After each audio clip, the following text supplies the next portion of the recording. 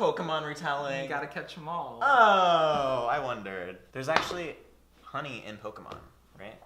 Yes, the bee Pokemon carries honey. So this is actually a spin-off from I'm unfamiliar with that. Catch it in stores today. Not sponsored.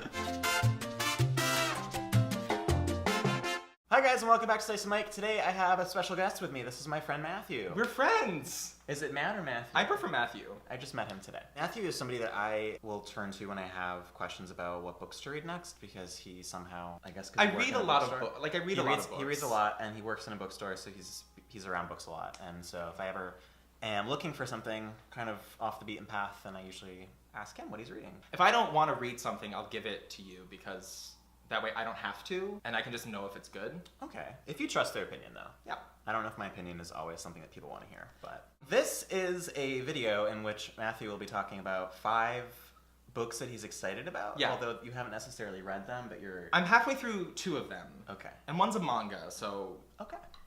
Spoilers. Let's start with a book that has a shirtless man on the cover, because that seems like our style here on Slice of Mike. So I do actually watch a lot of BookTube, and I'm a big fan of Thoughts on Tomes, Sam from Thoughts on Tomes, and she talks a lot about the Laurel K. Hamilton Anita Blake series. Okay. This is actually not part of that series. This is Kiss of Shadows, also by Laurel K. Hamilton. This is the Mary Gentry series, and it's something that I really want to get into. She said in interviews that she wanted to write Anita Blake, and Anita Blake was a character that has like no sexual experience or limited sexual experience, whereas this is a fairy main character, and she is all about that dirty times. She's a fairy? She's a fairy. Oh. Mary Gentry is the name that she kind of chooses to adapt into human society. She's like undercover. I believe in California this takes place, and it's supposed to be like a little sexier than the Anita Blake books. I'm excited, and I will probably not carry it on the train. It's so funny because I've heard about Laura K. Hamilton for a while, but I've never picked her up. It's like... If I saw this at the store, like, the spine is just like a torso. Yeah.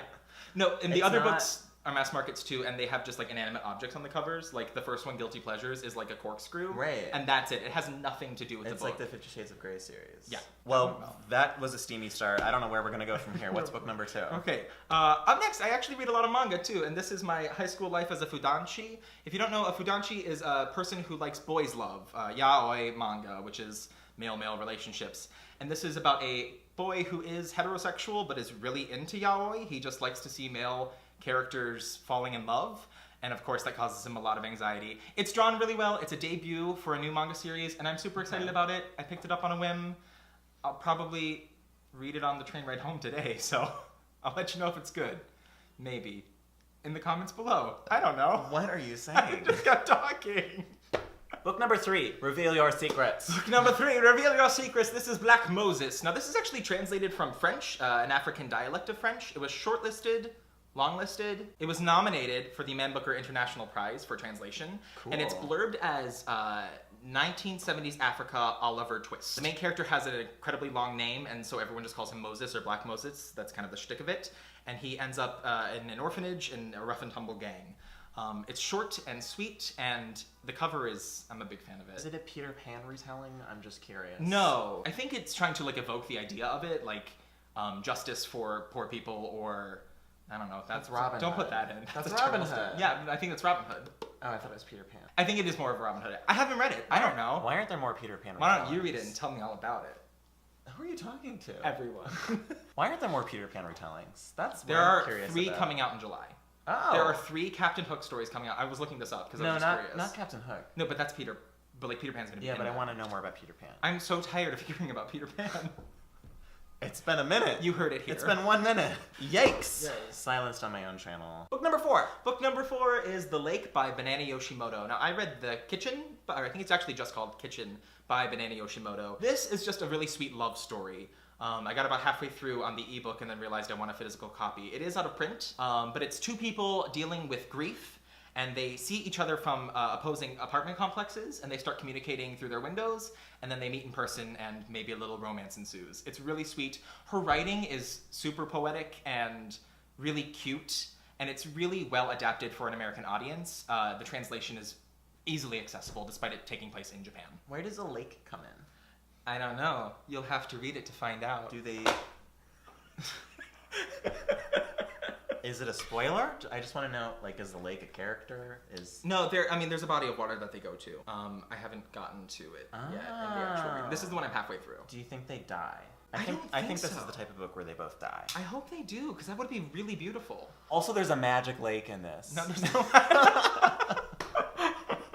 Last book is A Taste of Honey by Kai Ashante Wilson. Now, this is a super exciting fantasy. It's really short. I believe it is a standalone, and it features a male-male relationship, which I'm super excited about. It's based in, I think, ancient Roman mythology, etc., because they do speak Latin to one another. That's as far as I've gotten. The world building isn't that clear yet, but I'm only about 30 pages in. And it is a short book, so there's only so much time that you have for that. There is a pet cheetah, if you like animal companions in books, and the main character is kind of in charge of the... I'm kind of anti-animal companion. Really? Yeah. Oh, I love it. Yeah. Especially when they speak and sure they have it works sassy here. voices. No. Are you kidding me? That's my favorite. That's my least favorite thing ever. Did you not like Anne McCaffrey? Did you read Anne McCaffrey? No, I didn't read Anne McCaffrey. It's because he's trash. I was getting feisty. I did it for the camera. I did it for the fame. What was I even saying now? You said you didn't like Oh, Animal yeah. Companions. No. I had a falling out with sassy animal companions after I read Spellsinger.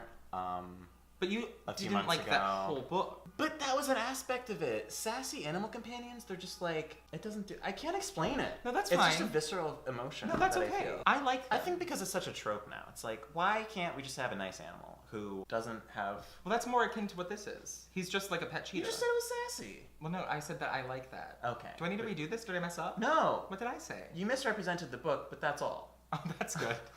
I like this group of books because it's a mixed bag, and I think there's something here for everyone. So if any of these books sound like they'd be something you'd want to read, let me know in the comment section below which one you are thinking of picking up. That's going to be it for today. Thank you guys so much for watching. Say hi to Matthew in the comments below, and I will see you guys all very soon. Bye forever. Apparently, he's never coming back on this channel. I never. That's fine. I had a horrible experience. You're a terrible host. Just kidding. This has been a lot of fun. Roll the credits. Roll the credits.